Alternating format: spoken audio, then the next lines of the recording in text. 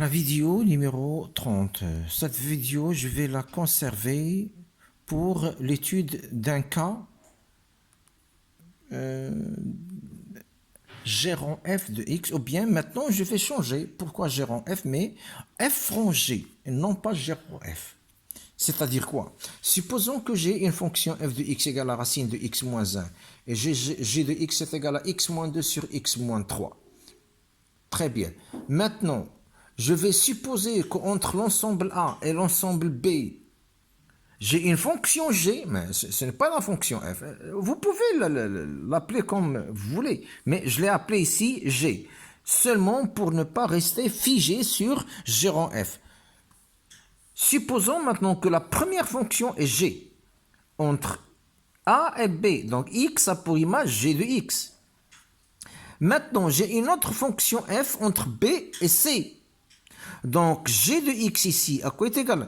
L'image de G de X, c'est quoi? C'est F de G de X. F de G de X. Donc, j'ai F rond G et non pas G rond F. Attention. Très bien. Maintenant, le domaine de définition. X appartient au domaine de définition f rangé équivalent à dire quoi? Il faut que x appartient à... Qu'est-ce que j'ai ici? J'ai ici le domaine de G. Et qu'est-ce que j'ai ici? J'ai le domaine de f. La fonction f, elle est là. Donc voilà son domaine de définition, il est là. J'ai la fonction g, il est là. Donc, où est son domaine de définition? Elle est là. Le domaine de définition, c'est là où on trouve le x, la variable aléatoire, la variable réelle. La variable réelle, x, elle est là, dans le domaine. Et la variable réelle, c'est quoi? C'est g de x. Voilà, elle est là. Donc, pour que cette fonction existe, f en g, il faut remplir la condition suivante, ou bien les conditions suivantes.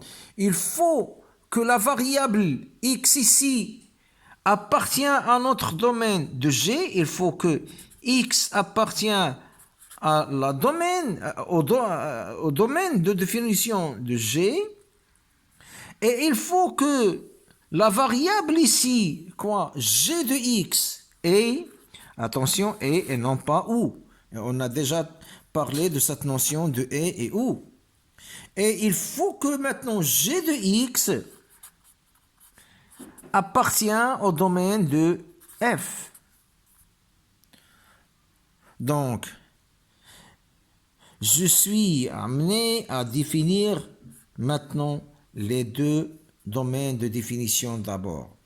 Il faut de prime abord définir le domaine de définition, puis chercher de G et de F, puis chercher le domaine de la fonction composée G rond F.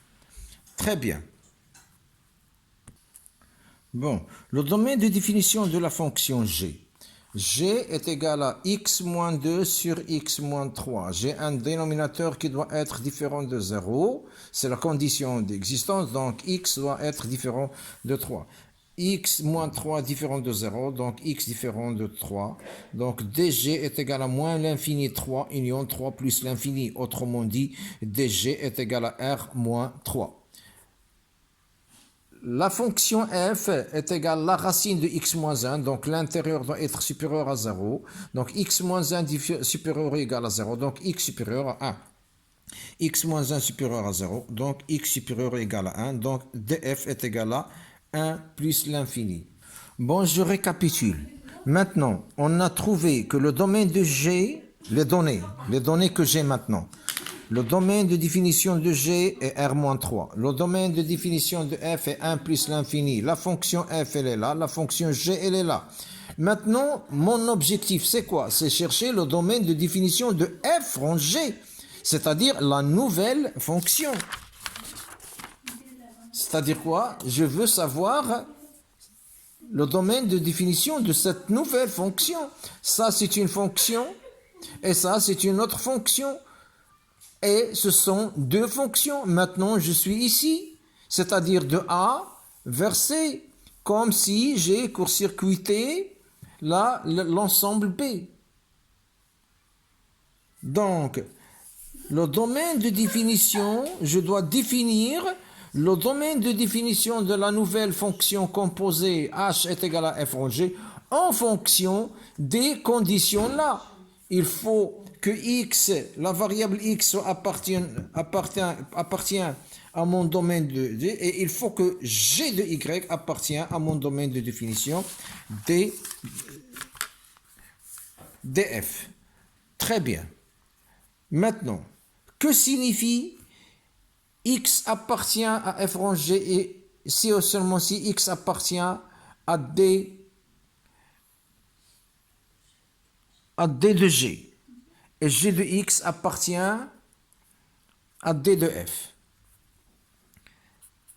Cela signifie que x appartient à d de g, c'est-à-dire quoi? Voilà d de g. Il appartient à d de g. D de g, c'est quoi? C'est R-3. Donc, x doit être différent de 3 tout simplement. Et g de x appartient à df. À quoi est égal à g de x? Voilà maintenant g de x. X moins 2 sur x. G de x, c'est tout ça. X moins 2 sur x moins 3. X moins 2 sur x moins 3. Il faut qu'il appartienne à df. Faites attention, il faut qu'il appartienne à df. C'est-à-dire quoi appartient à df? C'est-à-dire, il faut qu'il soit ici. Shno df? C'est 1 plus l'infini. X moins 2 sur x moins 3 appartient à df. C'est-à-dire quoi? X moins 2 sur x moins 3, il faut qu'il appartienne à 1 plus l'infini. 1 plus l'infini, autrement dit, supérieur ou égal à 1. Donc, il faut que x moins 2 sur x moins 3 appartient à 1 plus l'infini. Ça veut dire que x moins 2 sur x moins 3, tout simplement, doit être supérieur à 1. Supérieur ou égal, bien sûr. Supérieur ou égal à 1. Bon. X doit être différent de 3 et x moins 2 sur x moins 3 supérieur à 1. Ça, c'est une comparaison. C'est une comparaison entre cette quantité et 1. X moins 2 sur x moins 3 supérieur à 1, c'est une comparaison. Et on a vu dans l'ordre dans R qu'il faut faire la différence. A est supérieur à B, donc A moins B est supérieur à 0. Donc, x doit être différent de 3 et x moins 2 sur x moins 3 moins 1 est supérieur à 0. X différent de 3 et x moins 2 sur x moins 3 moins 1, c'est quoi? C'est x moins 3 sur x moins 3 pour avoir le même dénominateur commun. Maintenant, x différent de 3 et x moins 2 moins x moins 3, c'est plus 3 sur x moins 3. Maintenant, x va être éliminé par x. Qu'est-ce que j'aurai ici? X différent de 3 et 3 moins 2 c'est 1. 1 sur x moins 3 doit être supérieur ou égal à 0. Pour que cette quantité soit supérieure à 0, il suffit que le dénominateur soit supérieur à 0 et aussi supérieur strictement à 0 pour ne pas avoir ici un dénominateur nul. Donc il suffit que x moins 3 doit être supérieur strictement à 0. Donc il faut que x doit être différent de 0 et x moins 3 supérieur strictement à 0. X différent de 3 et x supérieur strictement à 3. D'où le domaine de définition C, domaine de définition de f rangé, x différent de 3. X est supérieur strictement à 3, donc il est différent de 3. C'est 3 plus l'infini. Et voilà ma nouvelle fonction, ou bien voilà le domaine de définition de ma nouvelle fonction composée f rond g. لاحظوا ici, لاحظوا بأن on a vraiment trois ensembles différents. Domaine de g, c'est Regardez, si je veux tracer ici l'axe des X, le domaine de G est R-3, c'est-à-dire quoi? 1, 2, 3. Voilà le domaine de G, il est tout l'axe de sauf 3. Donc c'est moins l'infini, 3 union 3 plus l'infini. Hada c'est le domaine de G. Par contre, le domaine de F, lahdo, c'est 1 plus l'infini. Lahdo, c'est celui-là. C'est un autre domaine de définition. Par contre, le domaine de la fonction composée G rang F, bien F rang G maintenant, c'est ni le premier ni le deuxième. C'est un nouveau domaine qui est 3 plus l'infini avec 3 exclus. Donc, le premier, c'est le domaine de définition d'G, c'est celui-là.